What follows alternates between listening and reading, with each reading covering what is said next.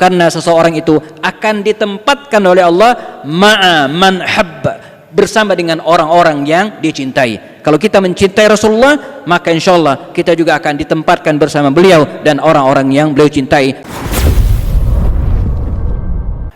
Kendati di tengah masyarakat kita ada perbedaan pendapat tentang boleh dan tidaknya peringatan Maulid Nabi, tapi ini bukan suatu hal yang harus dipertentangkan dan diperselisihkan di tengah masyarakat. Ini adalah ijtihad para ulama. Jika mereka menganggap bahwa peringatan Maulid itu bagian dari ibadah mahdhah, maka jelas ini terlarang karena Rasulullah tidak pernah mengajarkan. Tapi kalau kegiatan ini sekedar bagian dari wasailul ibadah, sarana memanfaatkan momentum, maka boleh jadi dia boleh dilaksanakan dan juga boleh tidak. Tapi poinnya jamaah, bagaimana kita menjadikan bulan Rabiul Awal ini yang diyakini sebagai bulan kelahiran Rasulullah SAW sebagai momentum kita untuk kembali membaca, menelaah, guna meneladani Rasulullah sallallahu alaihi wasallam. Dr. Said Ramadan Al-Buti dalam kitab Fiqh Sirahnya mengatakan, min ahamiyati ta'allumit sirat nabawiyah, di antara pentingnya mengapa kita mempelajari sejarah Nabi, mengapa kita membaca biografinya, mengapa kita mengenang hari kelahirannya, kira-kira di antara pentingnya adalah agar kita mengenal beliau, li fahmi syakhsiyatir Rasul. Pepatah lama mengatakan, tak kenal maka tak sayang. Karena itu ironis kalau kemudian sebagian masyarakat kita saban tahun melaksanakan peringatan Maulid Nabi misalnya, tapi tak kenal dengan Rasulullah, maka ini sangat disayangkan.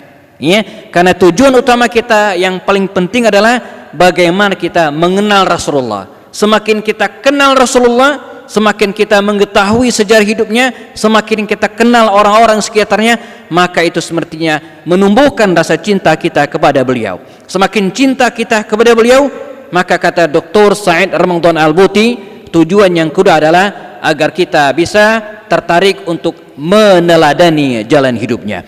Hadirin dan jamaah rahimakumullah, baginda Rasul sallallahu alaihi wasallam adalah khatamul anbiya, penutup para nabi. Telah berlalu nabi-nabi sebelumnya, namun walaupun beliau adalah khatamul anbiya, penutup para nabi, beliau adalah nabi yang paling mulia, afdal min, utama dari sekian banyak para nabi. Karena mengapa?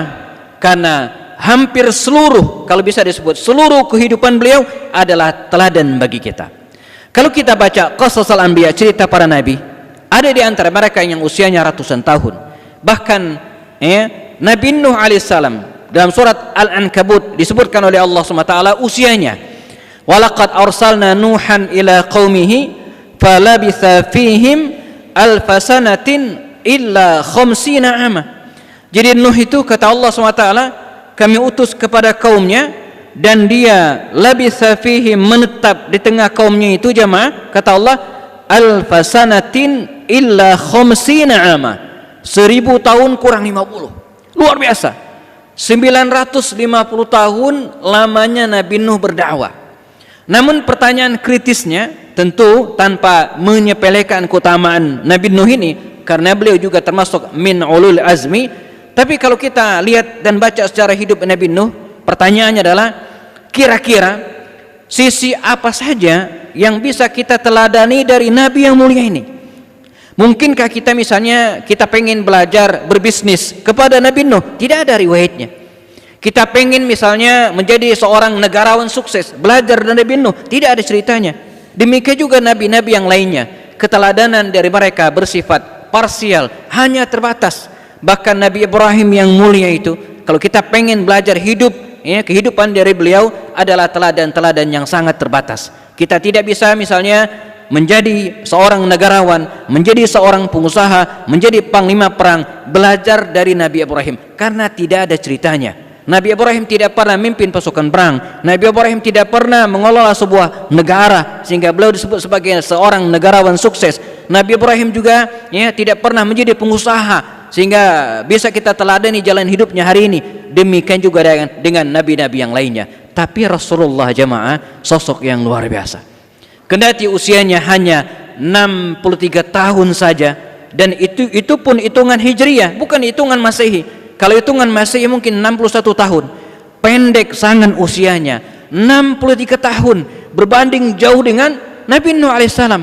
Tapi subhanallah, luar biasa. Walaupun usia Nabi kita pendek, 63 tahun seperti usia-usia kita hari ini, tapi keteladanan yang beliau berikan kepada kita luar biasa. Laqad kana lakum fi rasulillahi uswatun hasanah. Sungguh bagi kalian pada diri Rasul itu terdapat uswah, terdapat keteladanan yang baik. Jamaah rahimakumullah, kalau pada diri Nabi Nuh kita tidak temukan kisah bagaimana beliau berbisnis sehingga kita tidak bisa teladani, demikian juga dengan Nabi Nuh, Nabi Ibrahim, Nabi Musa, kita tidak temukan bagaimana beliau berbisnis menjadi panglima perang. Tapi semua itu kita dapatkan dalam diri Rasulullah SAW. Sehingga wajar kalau kemudian tema khutbah kita ini disebut dengan Rasulullah teladan sepanjang hayat. Kita ingin nyontoh apa saja ada dalam pribadi dan kehidupan Rasulullah SAW. Seorang muallaf ya, yang pernah khatib temui di Melbourne, Australia di sekitar tahun 2013, ya, pernah ya, melakukan semacam penjelajahan ilmu, penjelajahan agama ke berbagai keyakinan. Ya, ada seorang muallaf asal Melbourne, Australia yang lahir dalam keadaan ateis ayahnya, sehingga dia tumbuh dalam kondisi agama demikian sampai suatu saat di usia 40 tahun sekian, muallaf yang bernama Yosef ini dikisahkan, dia menuturkan sendiri kepada kami waktu itu, di usia 40 tahun dia mencoba untuk mencari informasi, ya, penasaran dengan ajaran berbagai agama. Lalu dia masuk ke agama ibunya, Nasrani, ya, dia dibaptis, dia melaksanakan ibadah, tapi tidak puas. Dia pindah ke agama lain, pindah ke agama berikutnya. Hampir semua aliran kepercayaan di Melbourne, Australia waktu itu dia pelajari, tapi tak satu pun yang memuaskan batin dan hatinya. Sampai akhirnya di akhir dia mempelajari Islam, dia baca Al-Quran, dia telaah, dia hubung dengan ilmu pengetahuan yang didapatkan hari ini, dan subhanallah luar biasa, dengan izin Allah tentu saja dia masuk Islam. Dan apa yang dikatakan? Saya, kata beliau, telah melanglang buana, telah melakukan banyak penelitian, telah masuk berganti-ganti ke berbagai agama dan aliran kepercayaan waktu itu. Tapi demi Allah, kata beliau, saya tidak pernah menemukan ajaran, saya tidak pernah menemukan agama yang begitu sempurna selain ajaran Muhammad sallallahu alaihi wasallam. Bagaimana tidak? Ya, bukan hanya urusan negara, bagaimana urusan keuangan, bukan hanya memimpin pasukan perang, bukan hanya itu. Bahkan kata beliau, urusan masuk ke toilet, masuk kamar mandi pun ada aturannya dalam Islam. Di mana kita dianjurkan mendahulukan kaki kiri, ada doa yang dibaca, menghadap kemana, apa yang kita lakukan, semua diceritakan dengan detail dalam hadis-hadis Rasulullah SAW. Jadi kata beliau, sungguh ya, tidak ada ajaran agama yang sesempurna ajaran Muhammad sallallahu alaihi wasallam. Dan karena itu tidak mengherankan kalau hari ini jamaah, silakan lakukan penelitian dari zaman Nabi Adam terus sampai zaman sekarang, kita bisa bertaruh dalam tanda kutip, kita bisa yakin 100% tidak ada sosok yang begitu memukau jalan hidupnya, yang begitu banyak menyedot perhatian para ilmuwan jalan hidupnya kecuali Rasulullah SAW. Ya, tidak ada sosok di muka bumi ini. Ya, kalau kita perhatikan orang yang ya, begitu banyak biografinya ditulis, ya, begitu banyak sejarah hidupnya ditelaah, begitu banyak kisah-kisah riwayat jalan hidupnya didiskusikan, baik dalam seminar-seminar, baik dalam talk show, kajian-kajian ilmiah, artikel-artikel selain Rasulullah sallallahu alaihi wasallam. Karena itu, melalui kesempatan yang sangat terbatas ini, momentum Rabiul Awal jamaah, marilah kita jadikan momentum ini untuk mengenal lebih dekat Rasulullah SAW. Dengan cara apa?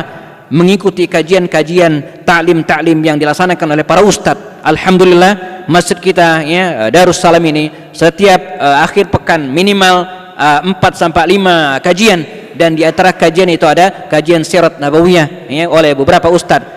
Pun demikian ya, channel-channel YouTube kita hari ini alhamdulillah sudah dipenuhi oleh kajian-kajian sirah oleh para ustadz kita. Ada Ustadz Khalid Basalama, ada Ustadz Budi Azhari, ada ustadz-ustadz yang lain yang konsen dengan sirah Rasulullah, sejarah hidup Rasulullah SAW. Dan lebih dari itu juga, kita juga bersyukur jamaah, hari ini sudah begitu banyak buku-buku ditulis, Kalau dulu kita sulit menemukan karena buku-buku induknya masih berbahasa Arab, hari ini buku-buku berbahasa Arab tersebut sudah diterjemahkan dan kita bisa menikmati, bisa membacanya. Dan terakhir sebagai penutup khutbah, dalam rangka juga mendekatkan Rasulullah, mendekatkan kehidupan Rasulullah kepada generasi-generasi muda kita, maka marilah khatib ingin menyuruh kita bersama, kita yang punya sekolah, kita yang punya lembaga pendidikan, kita yang punya masjid mungkin di kompleks perumahan kita masing-masing, marilah kita ajarkan sejarah hidup Rasulullah ini kepada generasi kita. Ya, Anda punya sekolah, ya, apapun lembaganya, resmi tidak resmi, formal tidak formal, masukkan kurikulum sirat nabawiyah. Anda punya masjid jamaah di kompleks perumahan, walaupun sekedar musolah kecil, ajarkan di situ. Panggil ustadznya untuk membacakan sejarah hidup Rasulullah sallallahu alaihi wasallam. Itu yang akan membuat kita lebih kenal dengan beliau. Lebih kenal dengan beliau akan menumbuhkan rasa cinta kita. Rasa cinta yang mempuncak akan menyebabkan kita akan menghadirkan keteladanan dalam diri kita dan keluarga kita serta generasi kita insyaallah. Amin ya rabbal alamin. Barakallahu li wa lakum fil Qur'anil azim wa nafa'ani wa iyyakum bima fihi minal ayat wa dzikril hakim wa taqabbalallahu minni wa minkum tilawatahu innahu huwas samiul alim.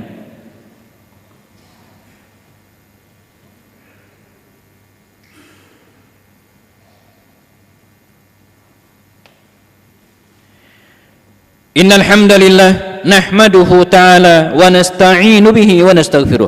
Asyhadu an la ilaha illallah, asyhadu anna Muhammadan 'abduhu wa rasuluhu la nabiyya ba'dah. Allahumma shalli ala hadzal nabiyil karim Muhammadin sallallahu alaihi wasallam wa ala alihi wa ashabihi ajma'in kama shallaita ala Ibrahim wa ala ali Ibrahim. Allahumma barik ala hadzal nabiyil karim Muhammadin sallallahu alaihi wasallam wa ala alihi wa ashabihi ajma'in kama barakta ala Ibrahim wa ala ali Ibrahim fil alamin innaka Hamidum Majid. Faya ayyuhal muslimun, faya ayyuhal hadirun rahimakumullah, usi nafsi wa iyyakum jami'an bitaqwallah. ittaqullaha haqqa tuqatih kama qala ta'ala ya ayyuhalladzina amanu ittaqullaha haqqa tuqatih wa la tamutunna illa wa antum muslimun. Hadirin dan jamaah salat Jumat rahimakumullah, menyempurnakan khutbah yang pertama tadi sebelum kita cukupkan dengan doa bahwa ya, meneladani atau membaca dan kemudian meneladani hidup Rasulullah SAW ini menjadi penting bagi kita dalam konteks hari ini. Semakin dekat kita dengan Rasulullah SAW, maka kita akan memiliki semangat kebanggaan dalam berislam. Ini juga yang disampaikan oleh Dr. Said Ramadan Al-Buti dalam muqaddimah buku beliau Fiqh Sirah. Di antara hikmah kita mempelajari sejarah hidup Rasulullah, kata beliau, selain akan mengenal beliau, akan bisa meneladani, dan tak kalah penting adalah kita akan semakin yakin dengan Islam. Kita akan semakin bangga dengan Islam. Ya, kita akan semakin yakin bahwa agama ini alal haq, ya, agama ini benar. Sebab mengapa? Kalaulah Al-Quran itu bersifat teks, nas, ya, tapi sejarah hidup Rasulullah adalah prakteknya. Karena itu ini tidak bisa dipisahkan. Tak heran kalau kemudian para ulama dulu, bahkan semisal Ali Zainal Abidin, cicit Rasulullah, putra Husain bin Ali radhiyallahu anhu, mengatakan bahwa bagaimana kami dulu, ya, diajarkan cerita tentang Rasulullah, al-ghazawat, peristiwa-peristiwa penting di Rasulullah, begitu kami diajarkan Al-Quran. Jadi dulu jamaah, bagaimana ulama mengajarkan Al-Quran kepada santrinya, anak didiknya, begitu juga mereka mengajarkan sejarah hidup Rasulullah SAW. Ya, karena di antara cara kita memahami Al-Quran, ya, dengan cara apa? Bifahmi sirat nabawiyah. Ada banyak ayat Quran yang kita tidak bisa pahami secara langsung kalau tidak melihat teks, tidak melihat konteksnya. Ketika Allah SWT berfirman, Bismillahirrahmanirrahim, Inna fatahna laka fatham mubina, dalam surah Al-Fatah. Bagaimana mungkin kita bisa memahami dengan detail ayat-ayat ini kalau kita tidak membaca cerita tentang Sulhul Hudaybiyah? Ya. Kemudian dalam ayat yang lain, wala tahinu wala tahzanu wa antumul a'launa in kuntum mu'minin. Ya, iyamsaskum qarhun faqad massal qauma qarh mislu, dalam surah Al-Imran. Ayat ini, dua ayat ini jemaah, tidak mungkin kita mendapatkan spirit pemahamannya benar kalau kita tidak bisa membaca atau tidak pernah membaca, ya, sirat nabawiyah terkait dengan perang Uhud, dan demikian juga surat-surat yang lainnya. Jadi belajar sirat nabawiyah ini satu paket dengan belajar Al-Quran. Lagi-lagi kata Dr. Sa'id Ramadan Al-Buti, mengapa kita belajar sirah? Li yu'inuna, membantu kita li fahmi kitab Al-Quran, Alkitab was sunnah, ya, Al-Quran dan sunnah Rasul sallallahu alaihi wasallam. Karena itu marilah ya kita tingkatkan lagi keinginan kemauan kita untuk mengenal Rasulullah sallallahu alaihi wasallam lebih detail. Kita kenali beliau, kita kenalkan juga kepada generasi kita, ya. Mengenalkan generasi Rasulullah kepada generasi kita, itu artinya mendekatkan mereka kepada keaslian Islam itu sendiri. Jamaah rahimakumullah, marilah kita sempurnakan dengan doa, semoga Allah SWT ya menempatkan kita bersama di surga nanti bersama Rasulullah SAW dan para sahabat, karena seseorang itu akan ditempatkan oleh Allah ma'a man habba, bersama dengan orang-orang yang dicintai. Kalau kita mencintai Rasulullah, maka insyaallah kita juga akan ditempatkan bersama beliau dan orang-orang yang beliau cintai. Amin ya rabbal alamin.